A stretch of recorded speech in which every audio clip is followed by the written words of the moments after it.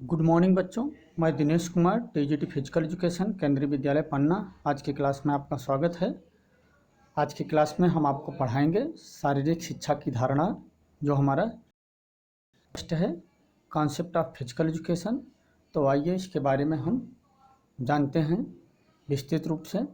शारीरिक शिक्षा का अर्थ व परिभाषा, इसका लक्ष्य और उद्देश्य, इस चैप्टर में हम पढ़ेंगे इसको।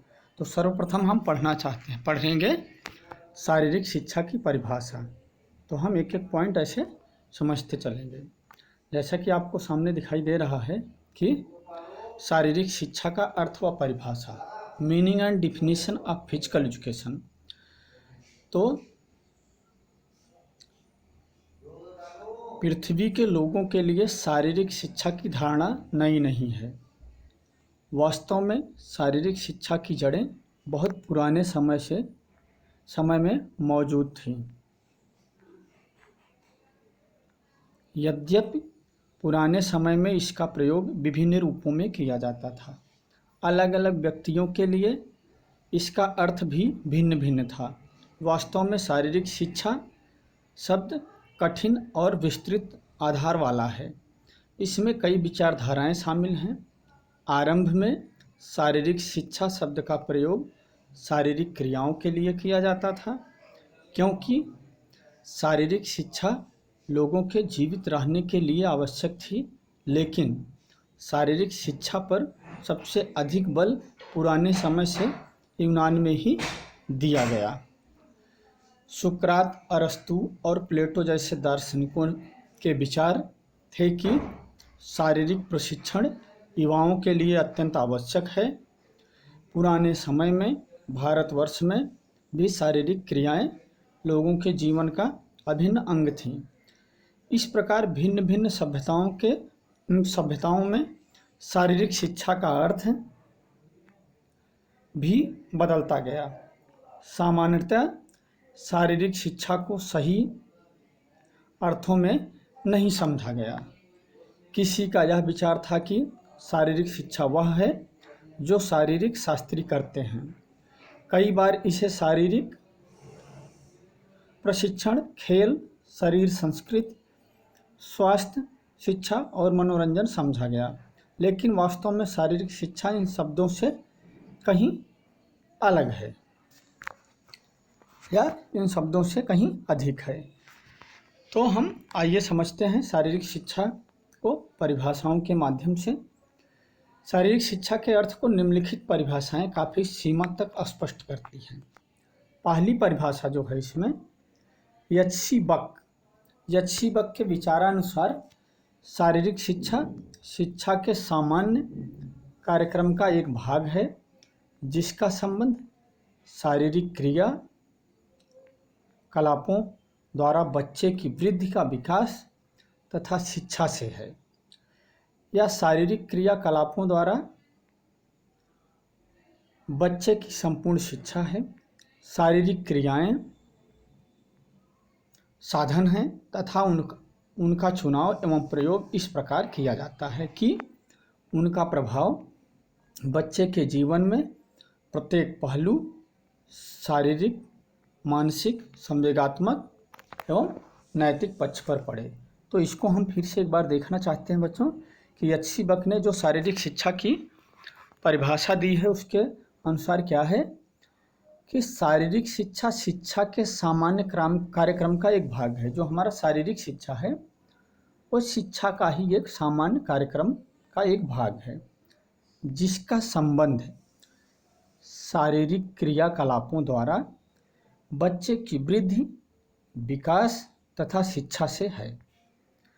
यह शारीरिक क्रियाकलापों द्वारा बच्चे की संपूर्ण शिक्षा, इसमें कहा गया है कि यह जो शारीरिक शिक्षा है इसके क्रियाकलापों द्वारा बच्चे की संपूर्ण शिक्षा होती है। शारीरिक क्रियाएं साधन हैं, जो फिजिकल एक्टिविटी हैं वो क्या है, साधन हैं तथा उनका चुनाव एवं प्रयोग इस प्रकार किया जाता है कि उनका प्रभाव बच्चे के जीवन के प्रत्येक पहलू, जो हमारा बच्चा है बच्चे के जीवन पर प्रत्येक पहलू का मतलब शारीरिक विकास, मानसिक विकास, संवेगात्मक विकास एवं नैतिक विकास पर पड़े। इसी क्रम में अगली परिभाषा जो है चार्ल्स ए बूचर के द्वारा दी गई है।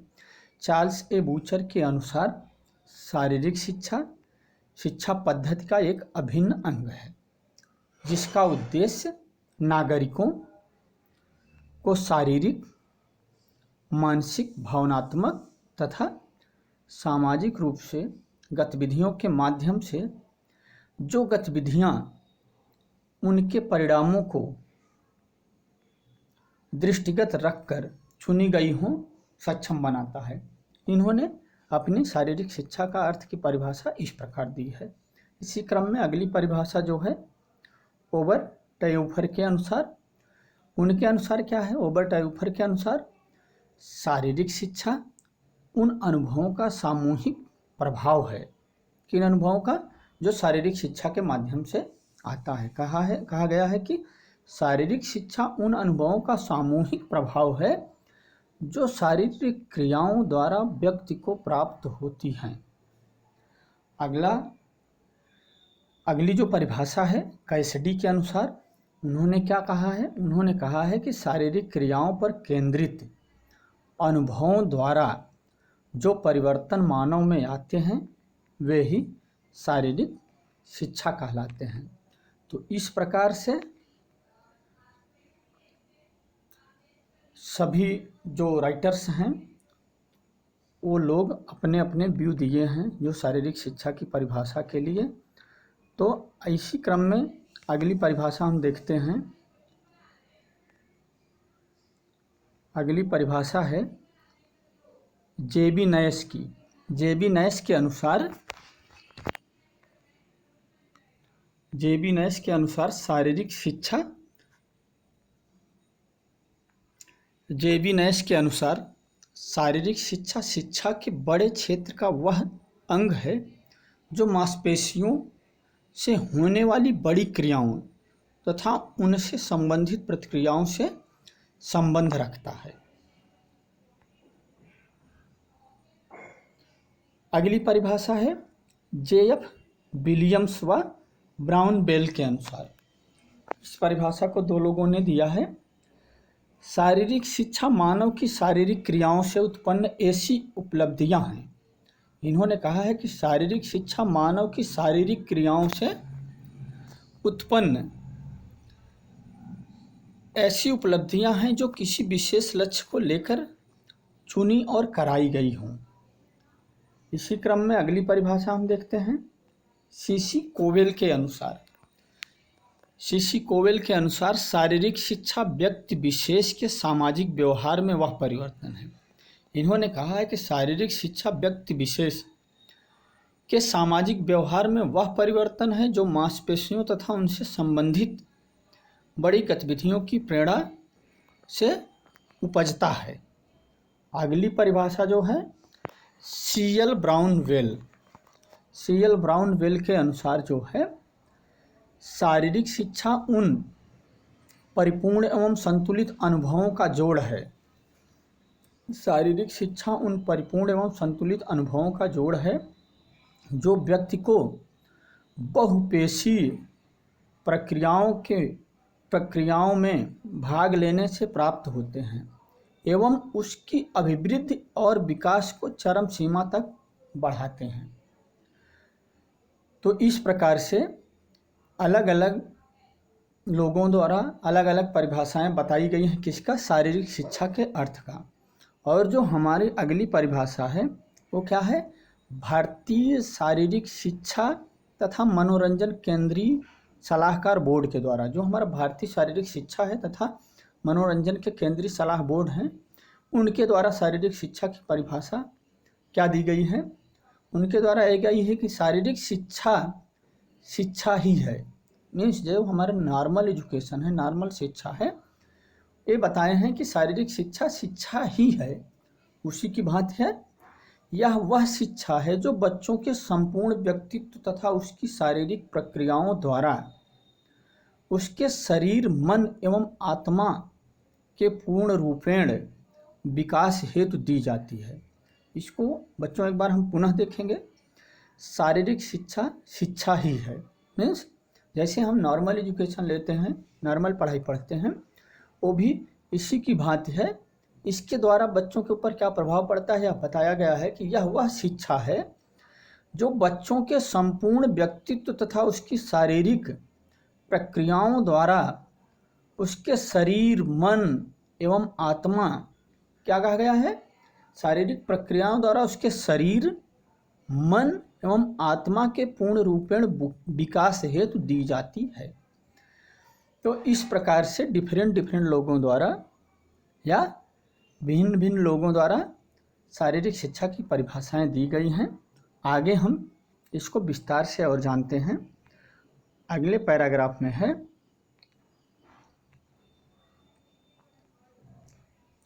उपयुक्त परिभाषाओं के आधार पर यह कहा जा सकता है कि शारीरिक शिक्षा सामान्य शिक्षा का एक अभिन्न अंग है। एक अभिन्न अंग है मीन्स किस, जैसे हमारी सामान्य शिक्षा है उसी प्रकार से शारीरिक शिक्षा है। तो कहा गया है कि शारीरिक शिक्षा सामान्य शिक्षा का ही एक अभिन्न अंग है और यह मनुष्य के लिए अत्यंत आवश्यक है। यह केवल शारीरिक क्रिया ही नहीं है अपितु शरीर द्वारा शरीर का ज्ञान है। मीन्स कहा गया है कि यह केवल शारीरिक क्रिया ही नहीं है, मीन्स जो हम शारीरिक एक्टिविटी करते हैं, फिजिकल एक्टिविटी करते हैं, तो इसमें कहा गया है कि यह केवल शारीरिक क्रिया ही नहीं है अपितु शरीर द्वारा शरीर का ज्ञान है। मीन्स हमको अपने शरीर द्वारा शरीर के बारे में ज्ञान मिलता है, शरीर द्वारा शरीर का ज्ञान है। अगला जो अगली लाइन है इसमें कहा गया कि अमेरिका में कुछ ऐसे अध्ययन हुए हैं, अमेरिका में कुछ ऐसे अध्ययन हुए हैं जो यह बताते हैं कि जो व्यक्ति शारीरिक क्रियाओं में भाग लेते हैं वे ऐसे लोगों की तुलना में जो शारीरिक क्रियाओं में भाग नहीं लेते हैं अपने जीवन में उच्च स्तर के लक्ष्य प्राप्त करते हैं। इस लाइन को हम फिर से पढ़ेंगे। अमेरिका में ऐसे अध्ययन, कुछ शोध हुए हैं और उस शोध में पता चला है, क्या पता चला है कि वो शोध से यह पता चला है कि जो व्यक्ति शारीरिक क्रियाओं में भाग लेते हैं, रेगुलर जो शारीरिक क्रियाएं करते हैं, ऐसे लोगों की तुलना में जो लोग शारीरिक क्रियाओं में भाग नहीं लेते हैं वे अपने जीवन में उच्च स्तर के लक्ष्य प्राप्त करते हैं। कौन करते हैं? जो शारीरिक क्रियाओं में भाग लेते हैं वो किसकी तुलना में? जो शारीरिक क्रियाओं में भाग नहीं लेते हैं उनकी तुलना में वो उच्च स्तर के लक्ष्य प्राप्त करते हैं। अगला जो हमारा पैराग्राफ है उसमें दिया गया है, वास्तव में शारीरिक शिक्षा बालक की वृद्धि व विकास में सहायक है। क्या है? शारीरिक शिक्षा बालक जो स्टूडेंट्स है, बच्चा है, उसके वृद्धि एवं विकास, जो ग्रोथ एवं डेवलपमेंट है, वृद्धि एवं विकास में सहायक है ताकि वह एक अच्छा खुशहाल जीवन व्यतीत कर सके। इसी क्रम में अब हम आगे देखते हैं अगला जो लाइन है हमारी, अगली लाइन में फिर अब इसमें बताया गया है कि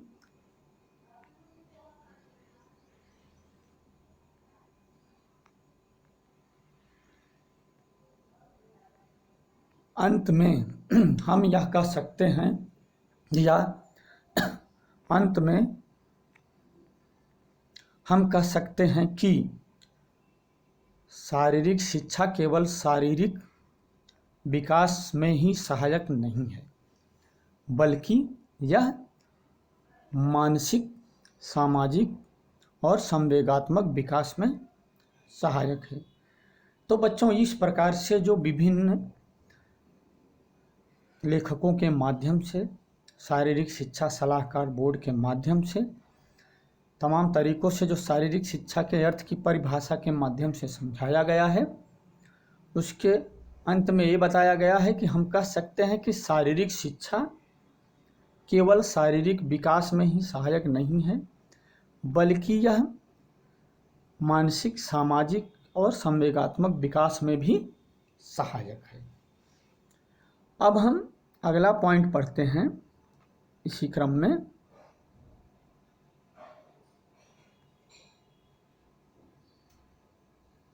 शारीरिक शिक्षा का लक्ष्य व उद्देश्य। शारीरिक शिक्षा का लक्ष्य व उद्देश्य, aim and objective of physical education. इसमें बताया गया है कि शारीरिक शिक्षा का लक्ष्य क्या है और उद्देश्य क्या है। तो हम आगे बढ़ते हैं। शारीरिक शिक्षा का लक्ष्य व्यक्ति का सर्वांगीण विकास करना है। क्या कहा गया है? शारीरिक शिक्षा का लक्ष्य व्यक्ति का सर्वांगीण विकास। सर्वांगीण विकास मानसिक, सामाजिक, संवेगात्मक विकास, इस प्रकार से जो सर्वांगीण विकास, ओवरऑल डेवलपमेंट है। तो कहा गया है कि शारीरिक शिक्षा का लक्ष्य जो है व्यक्ति का सर्वांगीण विकास करने का लक्ष्य है। अथवा यह कहा जा सकता है कि पूर्ण रूप से जीना ही शारीरिक शिक्षा का लक्ष्य है। पूर्ण रूप से जीना ही शारीरिक शिक्षा का लक्ष्य है मीन्स जो भी अपनी ज़िंदगी लोग जी रहे हैं उसको इस प्रकार से अपना अच्छे से खुशहाल रहकर अपने जीवन को व्यतीत करें, वही है शारीरिक शिक्षा का लक्ष्य। हम फिर से इसको दोहराते हैं कि पूर्ण रूप से जीना ही, या फिर हम फिर से शुरू करते हैं। शारीरिक शिक्षा का लक्ष्य व्यक्ति का सर्वांगीण विकास मीन्स ओवरऑल डेवलपमेंट। अथवा यह कहा जा सकता है कि पूर्ण रूप से जीना ही शारीरिक शिक्षा का लक्ष्य है। पूर्ण रूप से जीना मतलब आप कोई भी काम कर रहे हैं उसमें आपको अच्छा लगना चाहिए, वो काम बोझ नहीं लगना चाहिए। जिस कार्य को कर रहे हैं आप उसमें आप पूरी तरह से अच्छे से संतुष्ट होकर करें और आपको ऐसा लगना चाहिए कि हमको यह कार्य करने में बहुत ही अच्छा लग रहा है। आगे बढ़ते हैं। वास्तव में ऐसा प्रतीत होता है कि शारीरिक शिक्षा के इस अत्यंत शिखर रूपी लक्ष्य को प्राप्त करना आसान कार्य नहीं है। इस पॉइंट में कहा गया इस लाइन में कि वास्तव में ऐसा प्रतीत होता है कि शिक्षा के इस अत्यंत शिखर रूपी लक्ष्य को प्राप्त करना आसान कार्य नहीं है। सामान्यतः शारीरिक शिक्षा के इस लक्ष्य को सीढ़ी दर सीढ़ी प्राप्त किया जा सकता है। कहा गया है कि जो ओवरऑल डेवलपमेंट है शारीरिक शिक्षा के माध्यम से, उसको अत्यंत शिखर रूपी लक्ष्य को प्राप्त करना आसान नहीं है। इसलिए स्टेप बाय स्टेप बताया गया है कि सामान्यतः शारीरिक शिक्षा के इस लक्ष्य को सीढ़ी दर सीढ़ी एक एक स्टेप प्राप्त किया जा सकता है, सीढ़ी दर सीढ़ी प्राप्त किया जा सकता है।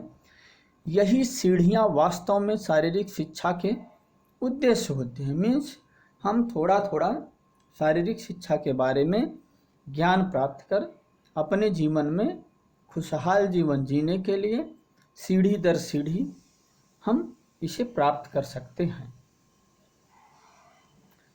यही सीढ़ियाँ वास्तव में शारीरिक शिक्षा के उद्देश्य होती हैं, जिनकी सहायता से शारीरिक शिक्षा के लक्ष्य की प्राप्ति होती है।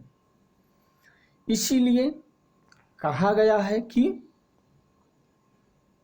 लक्ष्य एक होता है लेकिन उद्देश्य अनेक होते हैं।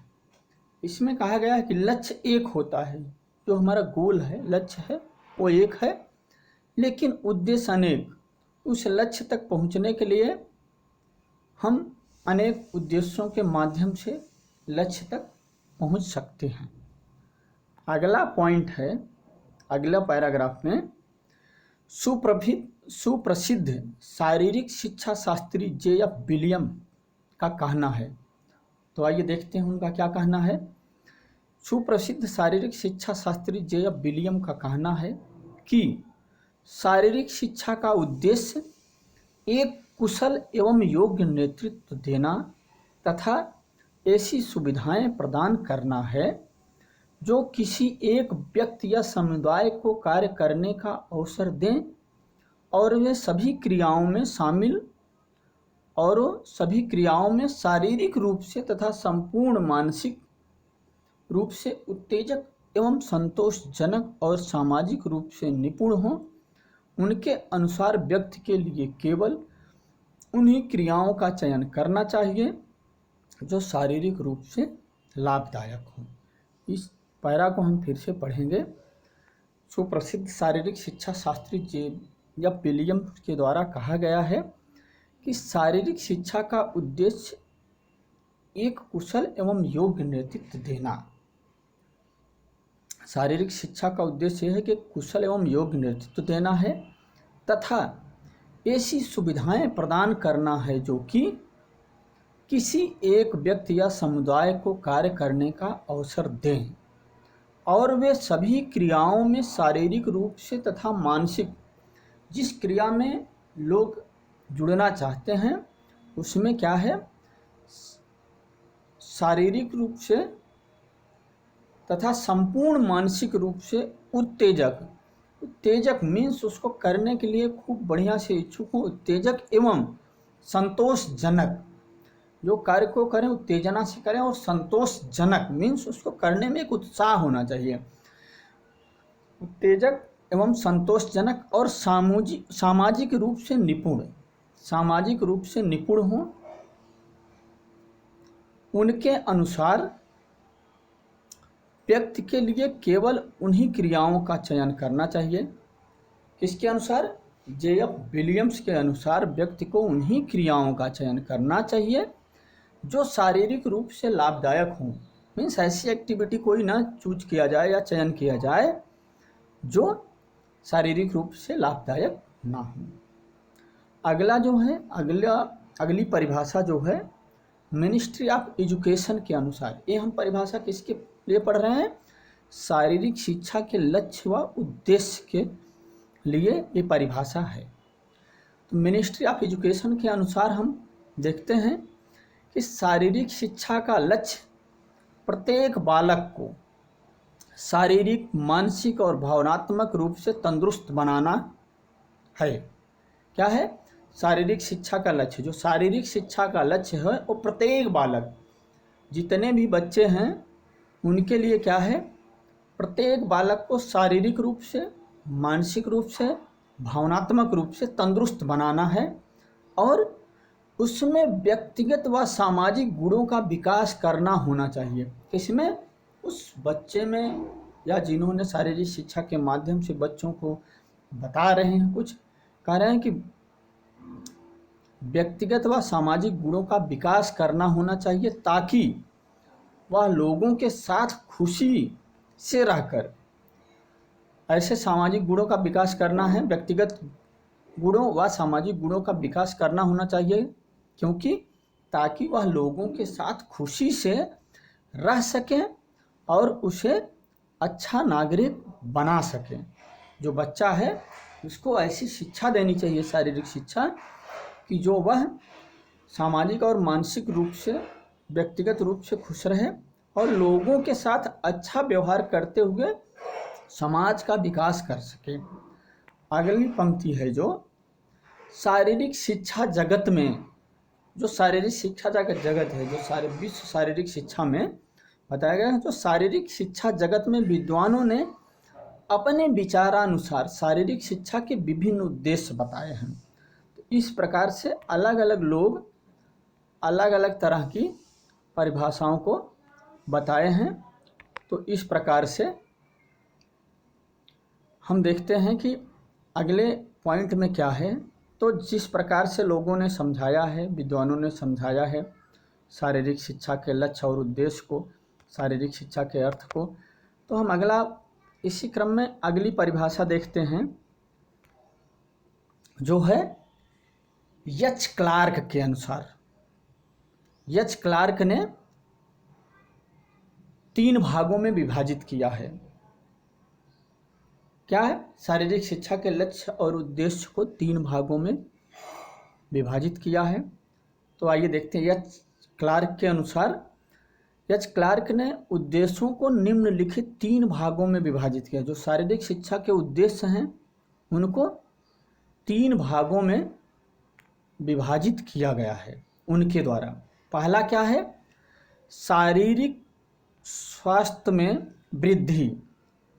शारीरिक स्वास्थ्य में वृद्धि का मतलब यह है कि हम फिजिकली फिट रहें या उसमें बढ़ोतरी करते रहें। अपना जो शारीरिक स्वास्थ्य है उसमें दिन प्रतिदिन वृद्धि करते रहें, पहला पॉइंट है। दूसरा पॉइंट क्या है शारीरिक शिक्षा का उद्देश्य में? सामाजिक गुणों में वृद्धि। जो सामाजिक गुण हैं, जब हमारे अंदर कुछ ऐसे गुण आएंगे जिसको हमको लगता है कि हम समाज में इसको लोगों को बता के इससे हम सामाजिक गुणों में वृद्धि कर सकते हैं, क्या है शारीरिक शिक्षा का उद्देश्य। नंबर 3 है संस्कृति।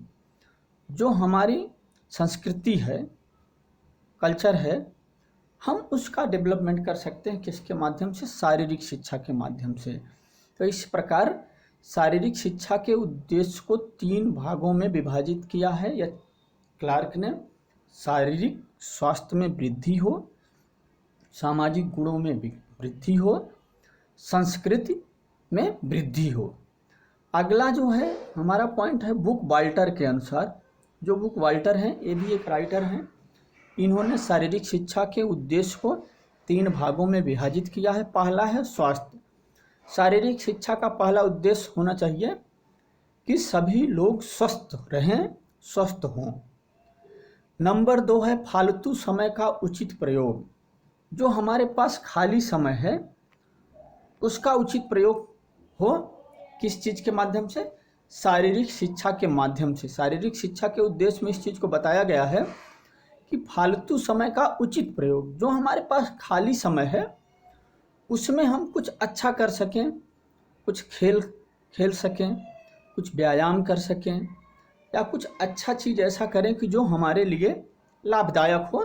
ये कहा गया है फालतू समय का उचित प्रयोग। और नंबर 3 जो है नैतिक चरित्र। जो हमारा नैतिक चरित्र है उसमें विकास हो, किसके माध्यम से? शारीरिक शिक्षा के उद्देश्य के माध्यम से।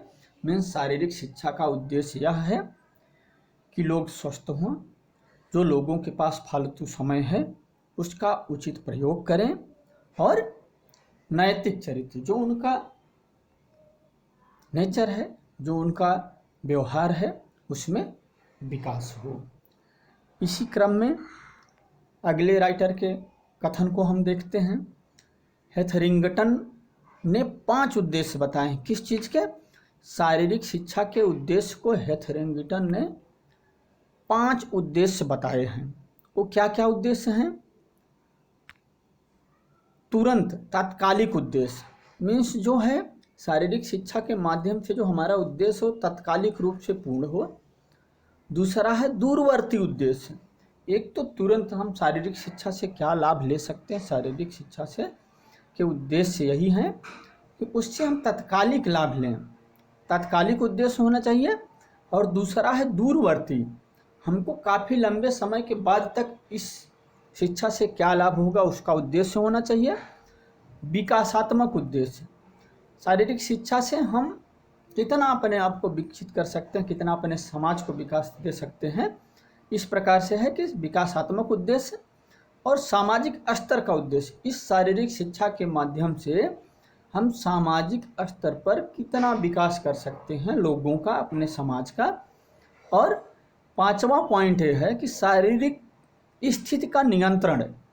जो शारीरिक स्थिति, जो हमारी शारीरिक स्थिति है, इसका नियंत्रण भी होना चाहिए किसके माध्यम से? शारीरिक शिक्षा के माध्यम से। अगला जो पॉइंट है लेस्ली के अनुसार, लेस्ली ने निम्नलिखित प्रकार के उद्देश्यों को बताया है, शारीरिक शिक्षा के उद्देश्यों को, जो भी 5 प्रकार के हैं। पहला है शारीरिक अंगों का विकास। शारीरिक शिक्षा के माध्यम से हम अपने शारीरिक अंगों का विकास करेंगे, यह हमारा उद्देश्य होना चाहिए। दूसरा है भावनात्मक विकास, हमारा इमोशनल डेवलपमेंट होना चाहिए। सामाजिक विकास, समाज में भी इसका, समाज के विकास में इसका योगदान होता है। बौद्धिक विकास, शारीरिक शिक्षा के माध्यम से बौद्धिक विकास किया जा सकता है। स्नायु पेशी, मीन्स जो हमारी स्नायु पेशियां हैं उनका विकास किया जा सकता है। तो अगले पॉइंट में जो है हमारा कि उपयुक्त उद्देश्य का विश्लेषण करने पर यह निष्कर्ष निकलता है कि शारीरिक शिक्षा के मुख्य उद्देश्य निम्नलिखित हैं। तो जो शारीरिक शिक्षा के मुख्य उद्देश्य हैं उनको हम अगले क्लास में पढ़ेंगे, जो विशेष तौर से विस्तृत रूप से बताए गए हैं। तो आज की क्लास हम यहीं समाप्त करते हैं, और तो आज के लिए धन्यवाद।